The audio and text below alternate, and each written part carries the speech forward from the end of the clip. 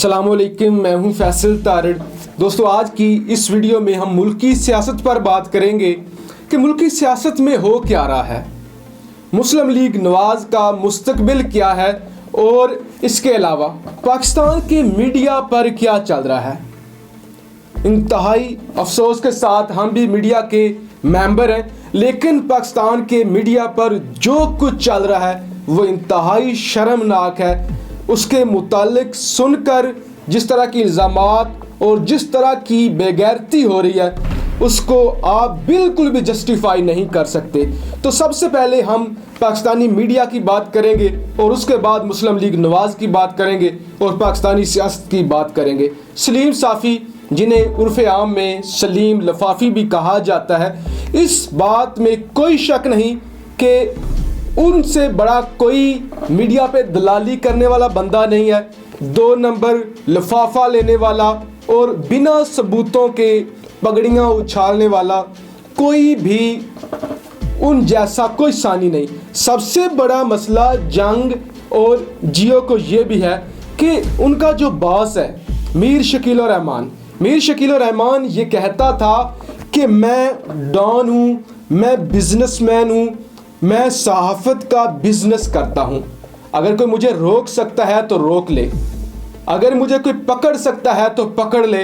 अब जब इमरान खान साहब ने पकड़ा है, पाकिस्तान के अदारों ने पकड़ा है, तो हर किसी की चीखें निकल रही हैं।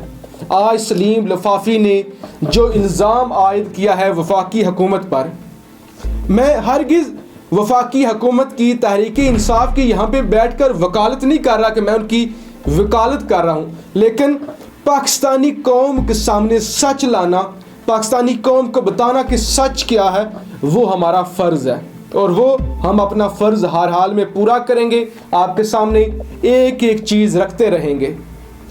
सलीम साफ़ी साहब ये कहते हैं कि एहसास प्रोग्राम जो कि वज़ीर-ए-आज़म इमरान खान साहब की जानिब से चलाया जा रहा है वो सबसे बड़ा ब्लंडर है, वो सबसे बड़ा घपला है। सवात में लोगों को हज़ारों के हिसाब से पैसे दिए जा रहे हैं, यानी 90,000 दरखास्तें आई और 70,000 के करीब लोगों को पैसे दिए गए, 12,000।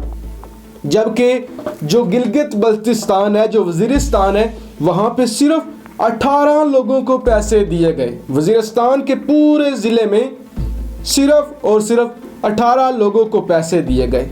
ये उन्होंने इल्ज़ाम लगाया, उन्होंने झूठे स्क्रीनशॉट शेयर किए और पाकिस्तानी कौम को बेवकूफ़ बनाने की कोशिश की। ऐसे हालात में जब हुकूमत कोरोना वायरस के ख़िलाफ़ लड़ रही है और नून लीग ने जो मैशत का बुरा हाल कर दिया था उसके ख़िलाफ़ लड़ रही है, उसके फ़ौरन बाद वज़ीर-ए-आज़म की मामने खुसूसी सानिया निश्तर, जो कि एहसास प्रोग्राम के हवाले से इंतहाई अहम काम कर रही हैं, उन्होंने एक एक सबूत सामने रखा।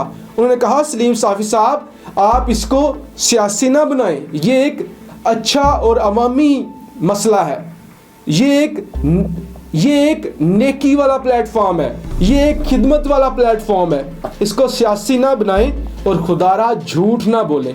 उन्होंने फिर एक एक चीज़ सामने रखी है कि फ़ेज़ 1 में इतने पैसे दिए गए, फ़ेज़ 2 एक हफ्ते से स्टार्ट हो रहा है, उसके बाद फ़ेज़ 3 स्टार्ट हो रहा है। तो हमारे पास उन्होंने बताया कि वज़ीरिस्तान से तकरीबन 60,000 से ज़ायद SMS मौसूल हुए हैं, हम तहकीक कर रहे हैं। इसी तरह से गिलगित बल्तिस्तान से 70,000 से ज़ायद SMS मौसूल हुए हैं जिसके ज़रिए पैसे दिए जाएंगे, लिहाजा आप कौम को गुमराह ना करें। तो ये दोस्तों पाकिस्तान के मीडिया पे चल रहा है। ख़ास तौर पर जियो के सहाफ़ियों को आग लगी हुई है कि उनके बॉस अंदर हैं, मीर शकील उर रहमान अंदर हैं। अब अगर मीडिया की बात हो रही है तो हर किसी ने मौलाना तारिक जमील साहब के हवाले से बात की है, तो मैं भी फ़र्ज समझता हूँ। वैसे तो मैं इस इशू पर बात नहीं करना चाहता था, आज 3 से 4 दिन गुजर चुके हैं, मैंने बात नहीं की, लेकिन अब अगर मीडिया की बात हो रही है तो मैं ये बात ज़रूर करना चाहता हूँ कि मौलाना साहब ने जब मीडिया पर आकर कहा, पूरी दुनिया को बताया कि ये झूठे हैं, झूठ बोलते हैं, और बताया कि अगर आप इन चीज़ों पर काबू पा लें तो आप तरक्की कर सकते हैं, अजाब ख़त्म हो सकता है, अल्लाह राज़ी हो सकता है। मौलाना साहब ने जुर्रत वाली बात की, हक वाली बात की, और जब उन्होंने हक वाली बात की, सच वाली बात की, तो वो लोग जिनकी दाढ़ी में तिनका था, चोर की दाढ़ी में तिनका। उनको तकलीफ हुई, वो तड़पने लगे और नौबत ये आ गई कि मौलाना तारिक जमील साहब को माफ़ी मांगनी पड़ गई। मैं ज़ाती तौर पे ये कहना चाहता हूँ कि मौलाना साहब को माफ़ी नहीं मांगनी चाहिए थी। मौलाना साहब सच्ची बात कर रहे थे और वो कौन सा किसी को निशाना बना रहे थे, वो तो ओवरऑल बात कर रहे थे। अब जो चोर है वो चोर है, जो चोर नहीं है वो नहीं है चोर। मौलाना साहब को माफ़ी नहीं मांगनी चाहिए थी। ज़्यादा से ज़्यादा ये क्या कर सकते थे? जुल्म के खिलाफ खड़ा होना कोई आसान काम नहीं है। हज़रत इमाम हुसैन जुल्म के खिलाफ खड़े हुए थे तो उन्होंने कुर्बानियाँ दी थीं। हम हज़रत इमाम हुसैन का नाम तो लेते हैं लेकिन कुर्बानी नहीं देना चाहते, हम सच के साथ खड़ा नहीं होना चाहते। मौलाना साहब को माफ़ी हरगिज़ नहीं मांगनी चाहिए थी, डट जाना चाहिए था और उनका नाम तारीख में लिखा जाता।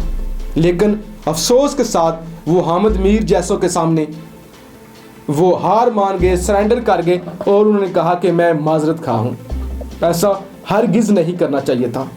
मैं आज आपके सामने बैठकर कहता हूँ कि पाकिस्तान के मीडिया पर जितना झूठ बोला जाता है, जितनी फेक खबरें चलाई जाती हैं, जितने स्क्रिप्टेड प्रोग्राम्स होते हैं, जितनी इनको फंडिंग्स होती है, जितनी ये पार्टियों पे चलते हैं, ये इस पार्टी का मीडिया है, ये इस पार्टी का मीडिया है, ये एस्टैब्लिशमेंट का है, ये नॉन एस्टैब्लिशमेंट का, इस तरह से जो पाकिस्तानी मीडिया पे आपको कोई चैनल भी न्यूट्रल नज़र नहीं आता। तो मैं आपके सामने बैठकर कहता हूं कि ये सब झूठे हैं, ये जो कुछ करना चाहते हैं कर लें। अब दोस्तों मीडिया की अगर बात हो ही रही है तो हारून रशीद जो कि बुजुर्ग आदमी हैं, इंतहाई काबिल एहतराम है। आज उनका भी एक बयान था कि इमरान खान साहब खुद को कायदे आज़म समझते हैं लेकिन ये कभी भी कायदे आज़म नहीं हो सकते, ये मोहम्मद अली जिन्ना साहब जैसे नहीं बन सकते। इनके अंदर ये नकाइस हैं, इनके अंदर ये नकाइस हैं, इनके अंदर ये नकाइस हैं। अगर इमरान खान साहब कायदे आज़म मोहम्मद अली जिन्ना का नज़रिया मुझे बता दें तो मैं उनको 5 लाख इनाम दूंगा। वो मीडिया पर बैठकर खान साहब की तज़हीक कर रहे थे। कोई भी नहीं कहता कि खान साहब कायदे आज़म है। पाकिस्तान में कोई भी नहीं कहता कि कायदे आज़म से बड़ा कोई पाकिस्तान में लीडर आया है। कोई भी नहीं कहता। कायदे आज़म साहब की जितनी स्ट्रगल है कोई भी नहीं कहता कि उनके बाद किसी की इतनी स्ट्रगल है।